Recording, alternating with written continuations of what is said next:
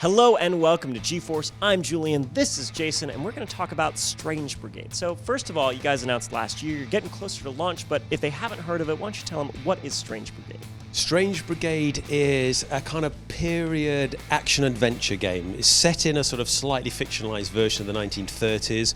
It's a 1 to 4 player co-op game. You go on a kind of an adventure through a sort of ancient Egyptian landscape of lost tombs and threats and dangers and mummies, and you shoot them and you solve puzzles. It's a family-friendly action-adventure game. Yeah, it's like that romantic era of Egyptology with the funny hats and the mummies. The gameplay of this, you said it's 1 to 4 players. What's that like to actually play either by yourself or with 4 other people or 3 other people? Well, obviously, when we're designing the game, we've got to allow for the fact that you want to play it solo as well. I know some big games makers are kind of abandoning single player. Well, I like playing single player games, so for me it's really important that we make single player games as well. As a games player, I'm getting a bit older. My reactions aren't necessarily what they used to be, so if I play these battle royale titles, I just get my ass kicked all the time. so I kind of like playing my co-op multiplayer titles. So a bunch of my friends, some of whom might be really good, some of whom are absolutely rubbish at playing games, but they're quite fun to play with.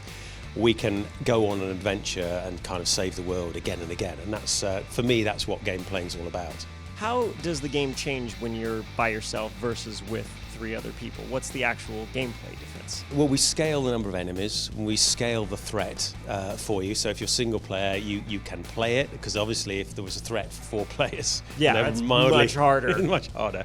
And also some of the puzzles require 2 people to operate them. So we've worked out a way to allow you to explore those sort of uncharted places, those tombs and that kind of stuff. Do the 4 players also take on different roles as well? Yes, we have a cast of 4 characters from across the globe. And they all have their own powers. So if you play one character, you play the game through, there's a bunch of stuff you won't have found unless you play with another character. So we tried to add value to games players, because we know that a lot of people are short on time, and we want them to enjoy the game as much as they can. You mentioned that it does have a story, so if you're single player, you can still enjoy, like a beginning, a middle, and an end. Yeah.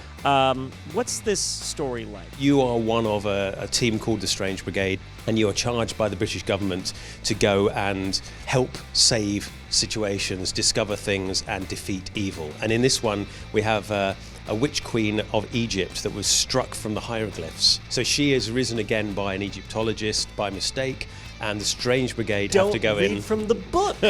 Just because you can read hieroglyphics doesn't mean you should. And so we wanted a story that was a little bit, not cliched exactly, but kind of the tropes. We're not. There's no big message here. We're not trying to win awards for a meaningful game, other than we want to win awards for gameplay, and we want people to have enjoyed themselves. So yeah, we've got a fairly simple based narrative, but at the same time, it's fun to uncover it. Everyone, you can check out Strange Brigade August 28th, and you can check out plenty more interviews with plenty of developers here on GeForce. Check out our coverage of E3.